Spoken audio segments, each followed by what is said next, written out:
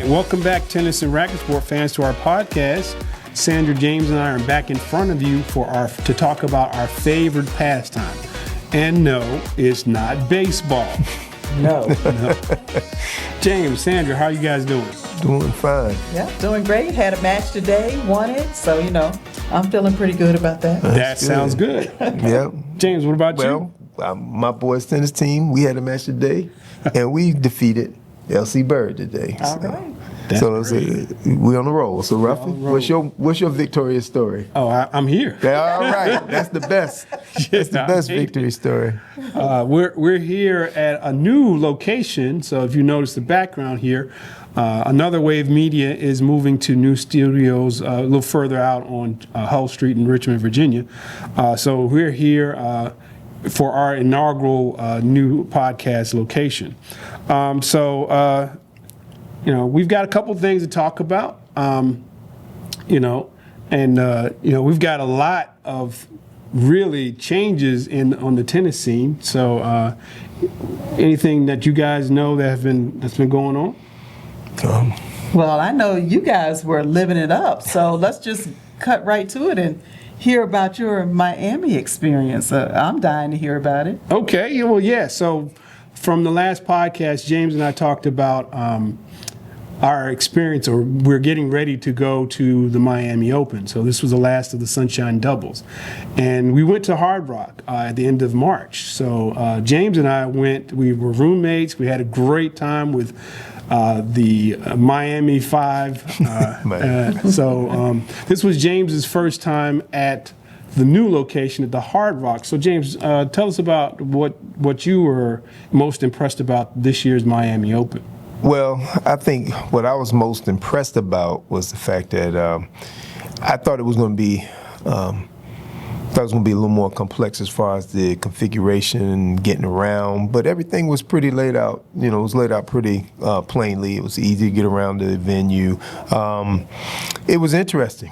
I'm just going to say it was interesting. I've never been in a tennis stadium that was inside of a football stadium. Yeah. That kind of threw me. But then you kind of see how it worked it out. And then there are these permanent tennis structures on the outside. Right. There's a racing track going around this place. I mean, what else do they have? So in that respect, it makes the Miami Open a unique venue now. Right. So unlike any other that I've ever seen, or most people would have seen. So you had been to the Miami Open, or it was a couple of different things before.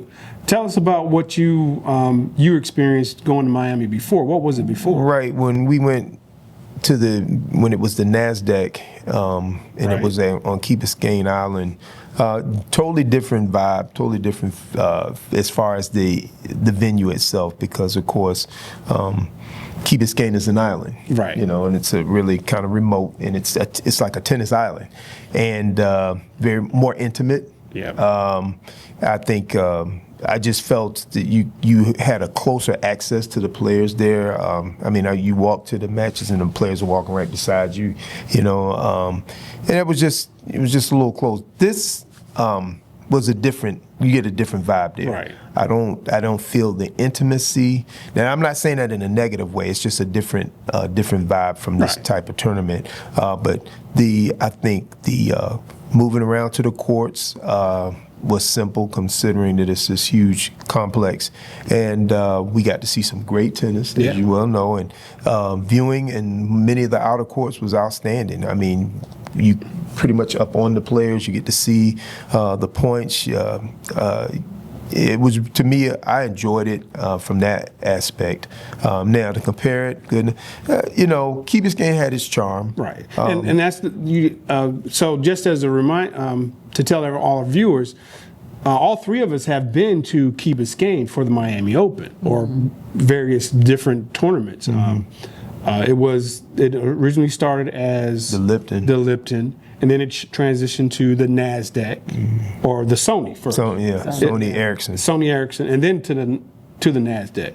So, and I guess we would all agree that that Key Biscayne had some certain vibe. Wouldn't you agree, Sandra? Yes, and I was just sitting here thinking, it's so funny after they after the tournament is over, and I don't even know why I was there. I was in Key Biscayne for something, and we went over there just to play on the courts. And I was like, "Is this the same place I came to?" I mean, Right. it was just totally different. Different. You know, once it wasn't there for the Sony Ericsson. Yeah. Right. Yeah.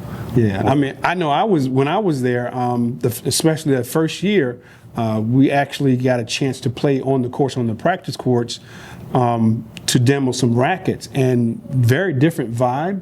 Like James was saying, so much more intimate. You felt closer to the players. It is an island, not necessarily just for tennis, but the entrance to the island itself lends itself to a whole different vibe. And in comparison to where it is now, very different, very different. But you were saying, Sandra? Oh, no. No. And James? I was just laughing, though, to myself about you demoing rackets. Oh, yeah. Yeah, you're the demo racket king. I used to be. I'm surprised you didn't do that while you were in Miami, because Yeah. you got more rackets than anybody I know. Anybody need a racket, just look out That's for right, he's got a which side shot. do you want. That's right. Ask Ruffin to send you one that he is no longer using. Yeah. He has a lot. Wilson rackets mostly, though. Yeah. But yeah, so again, you were saying, you were saying it's a different vibe from Key Biscayne versus its current location at the Hard Rock. Right. And once again, I'm not casting any negative dispersions on Hard Rock. Right. Hard Rock. It's just a different. It's a bigger venue, and it doesn't have that little intimate feeling. It is what it is. It's a football stadium. Right. Right. So, but they try to make a tennis tournament out of it, amongst other things. But it still has that. It still has that Latin flavor. Oh, it's yeah. still there, evident, which I always appreciate that. To me, that's what makes it unique. The music, the sounds, the food, Oh, everything. So it's the venue. It's different. It's not Key Biscayne, but it's not bad either. No. I mean, that's what I always liked about going to the Miami Open. Again, I've been to that particular tournament under 3 different names: the Sony Ericsson, the NASDAQ, and now the Miami Open at the Hard Rock. And in fact, I've been to the Hard Rock twice. The first time I was at the Hard Rock, it didn't have, like James was saying, it didn't have any permanent structures. The one in the stadium was the oddest one, because you actually go into the football stadium to see another stadium built on the field. And if you ever saw the first years, you see the players playing on this grassy field. Well, it's actually behind the built stadium that they built. Yeah. And then over recent years, they've actually built permanent structures. They've got a grandstand court. They've got a Butch Buckhalter court, who's one of the founders of the tournament. Buckholz, I'm sorry. Yep. Thank you for that correction. And you're right. Even though the venue has changed, it still has a big South American contingent. They're up there supporting their players. I was lucky enough to see Fonseca. João Fonseca play against Carlos Alcaraz. That was an amazing match. With the Brazilian contingent. But I was there also to watch a women's match where Carolina Muhova played Osario. Yeah. And she's a Colombian, and they came out in droves. That little court, I think it was court 7 where we watched it. Yeah. They came out, and you would have thought that this was a Billie Jean King Cup match. It was just ridiculous. Yeah. They were loud, boisterous, and they were supporting their person. And I probably made the match that much more competitive, but it's there. The flavor at the Hard Rock. They're trying to bring back the same uniqueness that Key Biscayne had. It's there, but it's not there. And I think because of you've got a much bigger venue, it's going to succeed, because they also had things like padel, they had pickleball. You also had, this is one thing that's interesting, they actually have a gondola. Oh, wow. Yeah. Which is interesting. Goes all the way around to all the facilities. Yeah, it goes from one part of the stadium to the end of the practice courts, and that's very unique. You can actually go in there and see some of the courts from the gondolas, which was great. The food is excellent, still pricey, but very good. Oh, yeah. The live bands, Yeah. and of course the matches. It's hot. It's just South Beach. I mean, not South Beach, but South Miami. So if you get a chance, definitely go to the Miami Open. It's because if you're on the East Coast, it's a lot more accessible than, say, going far west to Indian Wells. Not trying to compare the two, but definitely if you have a chance, go to Miami. Go to Miami first, because Miami's got the beaches. So out there in the desert, you may not necessarily see anything else other than the desert, unless you like Coachella. But I had a good time. Would you agree that you had a good time? I had a great time. And if you get a chance, hopefully things, it's with travel these days, it's a question mark up there. Right. But if you get an opportunity to go, I highly recommend. It's a great place to be, and you get to see some incredible tennis. Yeah. We saw some incredible tennis. We did. Got to saw your girl Venus playing. You did? Yeah. We did. You tell her I said hi? She told me to tell you, don't worry about what she's doing. Don't worry about her. Yeah, Somebody she's good. got me a couple weeks ago because there was some headline about somebody retiring. It said something about Venus Williams retires or something. It wasn't talking about her, though. It was talking about somebody else. Oh, okay. 'Cause I was right That there was getting ready to text the two of y'all. Right. But no, they were just trying to lead me on. So anyway. Well, my guess is they're holding out for the Olympics. It's like Novak. Yeah, they're holding out for the Olympics. Venus and Serena want to play the doubles in the Olympics for Team USA. It's 2 years away in LA, so that's going to be Wait, interesting. I'm joking. Yeah. But you never know. You never know. Don't. Yeah. Once again, Never say never. that would put what? Butts in the seats. Yeah. In a major way. Yep.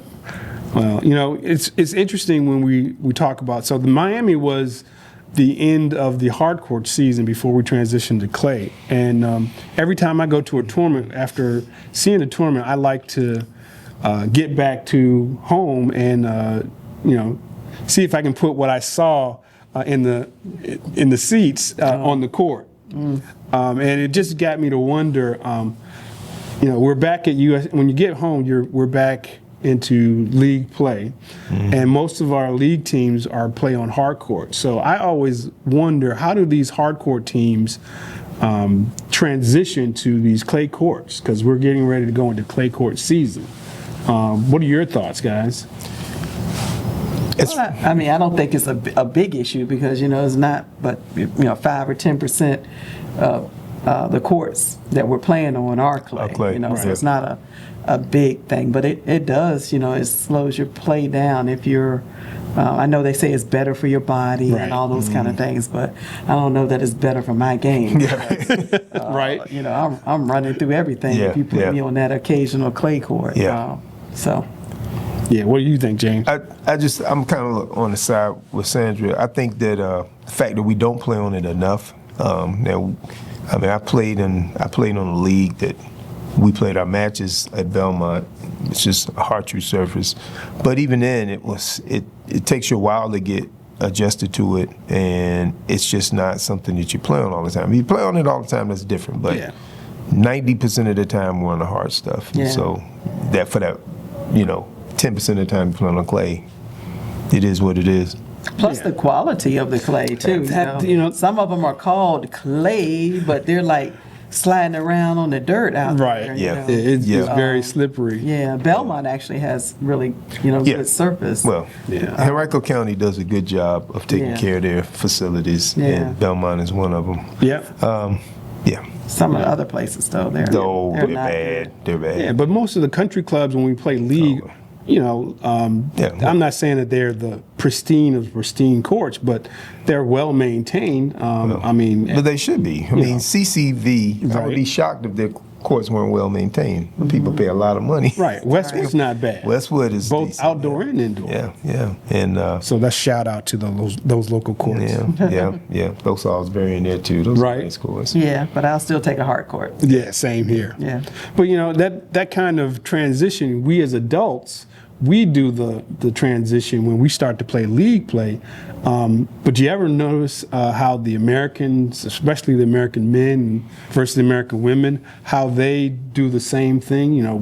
We transition from the sunshine doubles on hard courts to now that we're in the European clay swing, where we start out with a couple of clay tournaments in the U.S., Houston for the men, Charleston for the women. And of course, the Americans are going to do well because they're going to pack the draw. And all of the other Europeans and the South Americans, they go to Europe and start getting ready for the real dirt. I wonder how the pros make that transition, especially on the American side. The men, they're not doing well. I was going to say, they're not transitioning too well. No, I mean the women, they've done well. They've always done well. What are your thoughts? Yeah. Well, I just think it's for the men, American men and women, the transition is easier for women just basically on the style of play, for one. There's several reasons, I think, but style of play is one. Now, you do have women who have the power game, but for the most part, it's easier for them to transition to a more tactical structure of the game where it takes time. They like to build, they're able to build points, whereas the men, they just blast you off the court. Right. First strike tennis. And so for them, I think it's an easier transition to the clay. And it just kind of works better with their style of game that they play for the most part. I don't want anybody saying that, it's just different. And our men, especially American men, just have had a hard time lately of being able to be successful in it. You got to work. You're going to be on that clay for a while, and your big serve is going to come back. Right. Your big forehand is going to come back, and so now, what do you do? Yeah, I know. You get stuck in a 7, 8, 9 ball rally. You're going to break at some point. And yeah, you're right. Patience, you got to learn, and it's a mental game too. It's very it is. mental. Because you got to grind. You got to grind, and you got to be prepared to grind. Right. I mean, not since Andre Agassi, who won a Masters 1000 back in 2002. What year is this? Is it not 2026? 2026. 24 years, really? Yeah. I mean, and Dre was the last American to win a slam on clay. Yeah. Well, that among other things, because the slams have been taken over by a bunch of other people. But we digress. Right. What are your thoughts, Sandra? Yeah, I mean, I'd love to see the men get out there and work on some of those shots. They got to get into those drop shots, and we can't just be trying to hit everybody off the court, because it's not going to work on that clay. They have some ground to make up, and oh my gosh, it's been like 27 years since an American man has won the French Open. So that's a long time. That's a long time. And right now, I hate to say this, everybody, but it's going to be a long time before another one wins. I just don't see. I was encouraged by Ben Shelton. His victory at Stuttgart, I thought, was incredible. He played incredibly, but especially 2 out of 3. Yeah, all right. French Open is best of 5, and I just don't. And I want to. I would love to see an American win that title. It was great seeing Andre win it, and great seeing Jim Courier win that event. But unfortunately, they seem to be anomalies right now, and that's tough. We've had some players to win clay court tournaments. Mostly on the green stuff. Yeah, on the green stuff, but.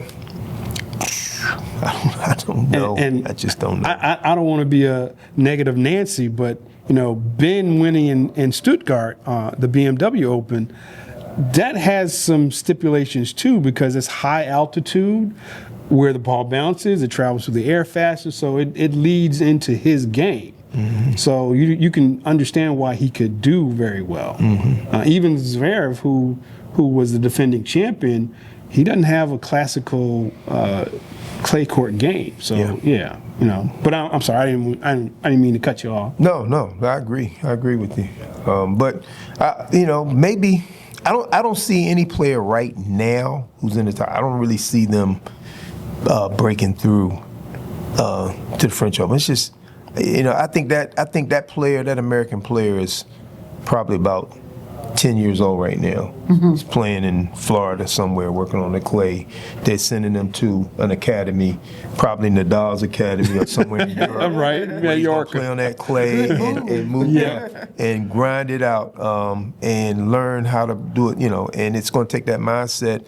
So I hope I'm wrong. I would love to see Shelton or Tiafoe or Fritz, anybody make a run. Tommy Paul, I feel like he has the chutzpah, for lack of a better term, that could do it on that clay. But I just don't know. Yeah, I mean, on the American side, you're right. On the American women, though, they've done it. I mean, who's the defending champion at the French on the women's side? Your girl, Coco.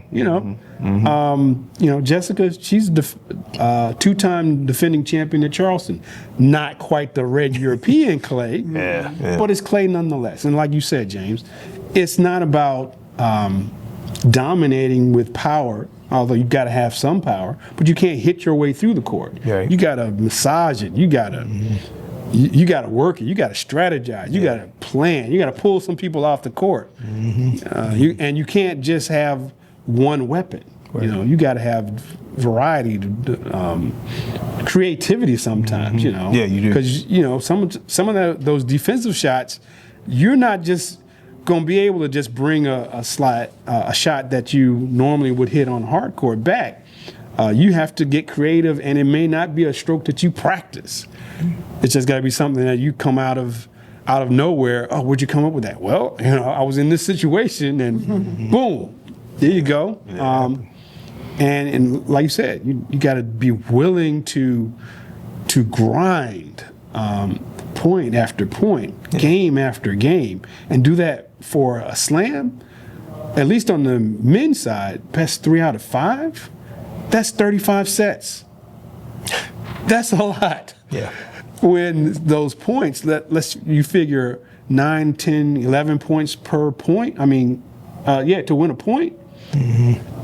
So, just to piggyback off of that, so based on what you just said, Sandra, what you just said, there's only 2 people right now that's got a shot. I hate to say it. Wait a minute, from the American side or? No, I'm just in general. 2 people, period. On the men's side or women's side? On the men's side. We're talking about the men on clay. Right. Sandra and Alcaraz. Right.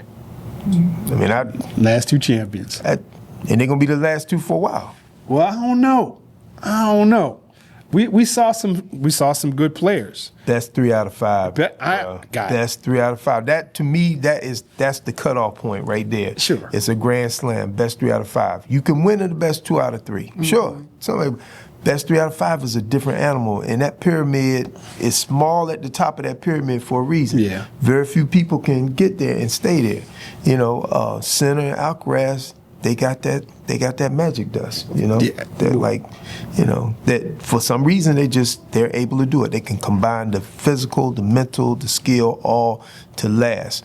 And I think the only thing that would stop either one of them from winning is they get an injury, or a fluke. Right. If they're playing anywhere at their level, they will meet in that finals again. It's interesting you say if they get an injury. Alcaraz had to default, and because he's already injured his wrist, and wrist injuries are career killers. I saw something on Instagram just recently where he's wearing a cast, not a soft cast, a hard cast. At least that's the way it looks.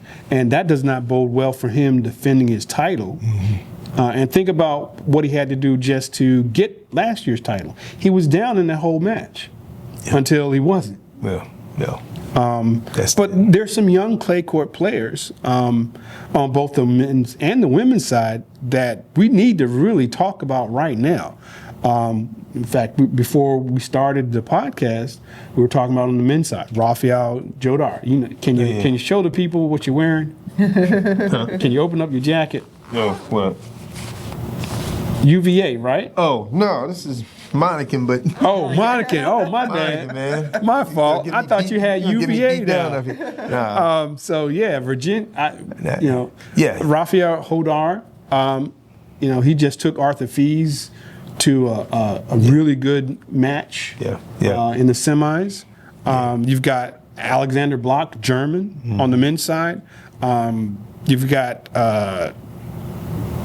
Darwin Blanche. Right, that's the one American. Yeah, of course, Yao Fonseca. You've got, what's his name? Dominic Prisnick. I probably mispronounced his name. So on the men's side, yeah, we understand that Sinner and Alcaraz are at their top of the game right now. But these cats are going to be in the mix and real soon, probably a lot sooner than we expect. Yeah. And on the women's side, you've got even more, not just Americans, but Sabalenka's, she better watch her back. Right. Now, and I go with you on that, but we initially talked about Americans who can break into that mix. Right. Yeah, you only mentioned real. one American, and he's like 17, 18, so we'll see what his future looks like, because he has trained over in Europe on the clay. But, all those guys, they grew up on this stuff, and hopefully they're young, they're hungry.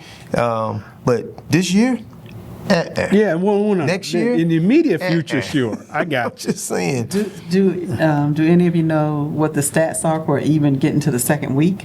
I don't. For Americans? For Americans. For the men. It ain't good on the American side. It is not good. I mean, it's more of a headliner if they make the second week. Yeah, that's what I'm saying. So we need to bite off small goals first. Right. I got you. Let's get to the second week. Then we start talking about winning the tournament. Right.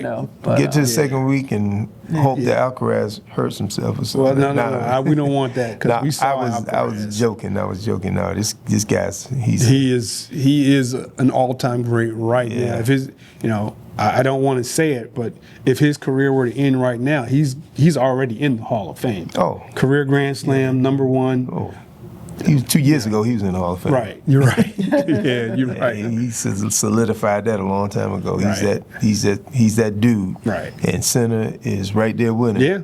So Masters 1000s. He's already ahead of a couple of people who already are in the Hall of Fame. Yeah. So, Amazing. And they're young. Neither one of them 24 yet. Yeah. Yeah. Well, I think Sinner turns 24 this year, and Alcaraz is 22. He'll turn 23 this year. Yeah. Amazing. Yeah. So their best years are still in front of them, which is scary. That is really scary. Scary. Yeah. Another couple people that you'll be sad that you're coming up with them again. Yeah. It's the old Federer. Oh yeah, I know it. All these young players, man, I know Nadal it. They look at that draw and they go, "Oh, jeez." Exactly. Can we get a break? Can we get a break? Right. Yeah. Well, as the fans, we are getting a break. We get to see the next generation of great players for a long time to come. So that's what we as fans want to see. Want to see the best play the best. Yeah. And again, clay it really separates the regular what do we call them, journeyman players, from those that go to the Hall of Fame. You look at Nadal, you look at the great clay court players, and it really is the equalizer. So I guess we as Americans, we need to play on it more often.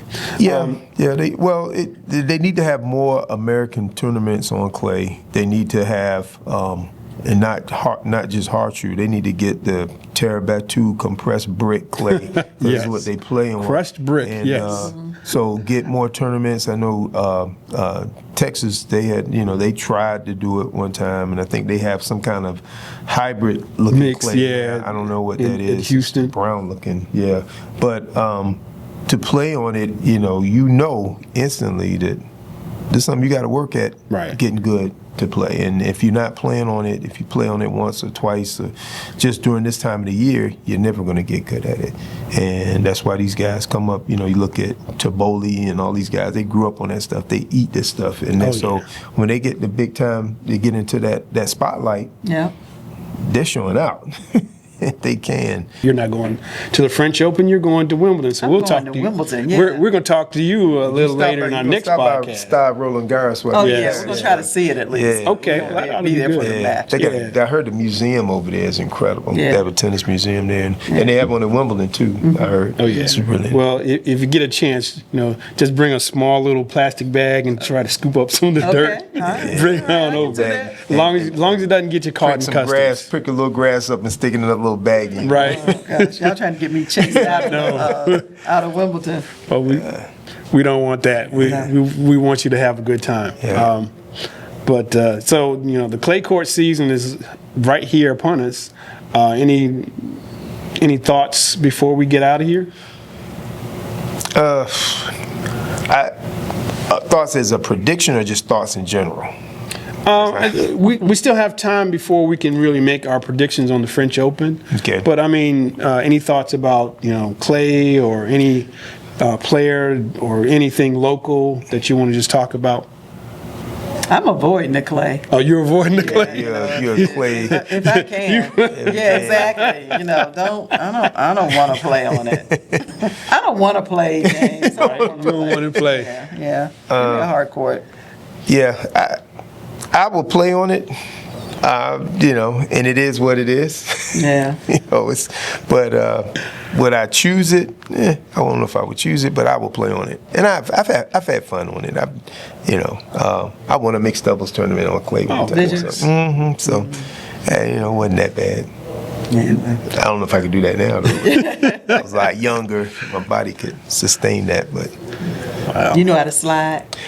You know what?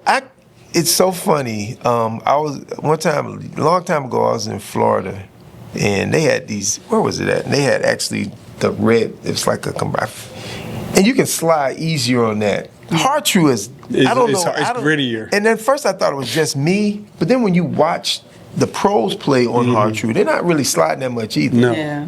Not like on clay, but clay allows you, I guess it's because it's more granular. Right. But you can just kind of, you stop and you just, you slide, and you can time it, you slide into your shots, which is cool. That's a lot of fun. But I don't know, hard true, you slide and you stop. It doesn't allow you to glide. You just kind of, but, so to answer your question, not really, no. Okay. Yeah. Well, cool. Well, I mean, I don't really have anything else, so we'll leave it at that. Our clay court season is upon us. Yeah. Leagues are starting Leagues up. are here. High school tennis is winding full down. Effect. Yeah, it's in full effect. But we're getting ready, and I just want to be outside. Ride my bike, play some tennis, anything outside. So with that said, thanks for tuning in to our podcast, and hopefully you'll again continue to like us on the YouTube channel and Instagram, hit subscribe buttons, and always just give us your feedback. And like we say, when we end our podcast, go out and hit a tennis ball. hit a tennis ball Somewhere. Somewhere on some surface. Exactly.